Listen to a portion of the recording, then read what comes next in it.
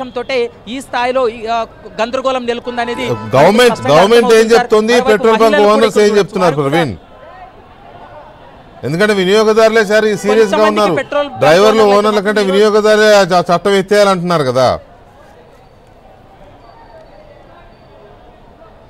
Yes sir, అంటే ఇప్పటి వరకు ప్రభుత్వం కానీ పెట్రోల్ యాజమానులు కానీ అంటే ఈరోజు రాత్రికి బంకుకు పెట్రోల్ డీజిల్ చేరుతుందో లేదో అనేటువంటి క్లారిటీ ఇవ్వలేకపోతున్నారు.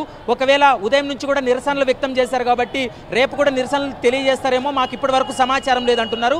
కొన్ని పెట్రోల్ బంకులకు అయితే మాత్రం ఇప్పటికే ట్రక్కులు చేరుకోవడం జరిగింది. వాటిని మరోసారి అంటే పెట్రోల్ అంతా కూడా బంకుల్లో నింపేటువంటి ప్రయత్నం చేస్తున్నారు.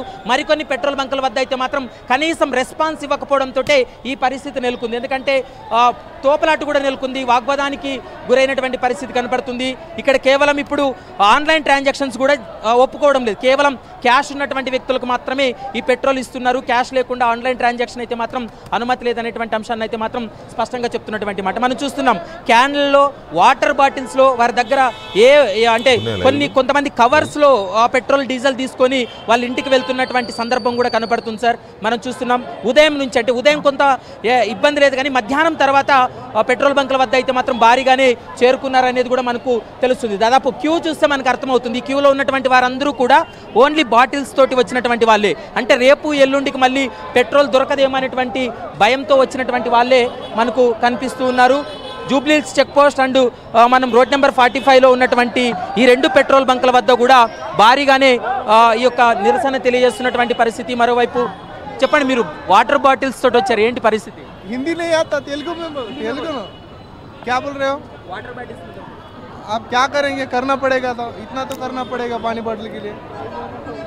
రైట్, మనం చూస్తున్నాం ఇక్కడ కలెక్ట్ చేసుకున్నటువంటి వారు కూడా ఓన్లీ క్యాష్ ఉంటే వారికి మాత్రమే ఈ పెట్రోల్ అందజేస్తున్నారు. ఆన్లైన్ ట్రాన్సాక్షన్ అయితే మాత్రం లేదనేటువంటి అంశాన్ని అయితే చెప్తున్నారు. ఇక ఒకవైపు అయితే మాత్రం వాహనదారులు వారి వాహనాలతో పెట్రోల్ నింపుకుంటున్నారు. మరొక దగ్గర అయితే మాత్రం కేవలం ఈ యొక్క వాటర్ బాటిల్స్తో వచ్చినటువంటి వారు మాత్రమే వారికి మాత్రమే మరో దగ్గర వాళ్ళకి పెట్రోల్ ఇస్తున్నటువంటి పరిస్థితి కనపడుతుంది. కొంత పోలీసులకు కూడా ఇది తలనొప్పిగా మారింది. ఎందుకంటే పోలీసులు ఉదయం నుంచి చెప్తూ ఉన్నారు ఖచ్చితంగా రేపటి నుంచి ఎలాంటి ఇబ్బంది ఉండదు, పెట్రోలు దొరుకుతుంది, ఇవంతా దొరుకుతుంది, ప్రాబ్లం ఏమి ఉండదని చెప్పినప్పటికీ కూడా కొంత గందరగోళమైనటువంటి వాతావరణం, దొరుకుతుందో లేదనేటువంటి ఒక ఉద్దేశంతో వీరంతా కూడా ఇక్కడ క్యూ లైన్లో నిల్చొని ఉన్నారు. దాదాపు 2-3 గంటలుగా వాళ్ళు క్యూ లైన్లో నిల్చొని ఉండి ఈ పెట్రోల్ కూడా పెట్రోల్ కూడా నింపుకుంటున్నటువంటి పరిస్థితి కూడా కనబడుతుంది. కాబట్టి ఈ రాత్రంతా కూడా ఇలాంటి పరిస్థితే ఉండేది. మరొక 2-3 గంటల్లో ఇక్కడ పూర్తిగా స్టాక్ అయిపోతుంది. తర్వాత వచ్చినటువంటి ట్రక్కులతోటి నింపేటువంటి అవకాశం అయితే కనపడుతుందని చెప్పుకోవచ్చు.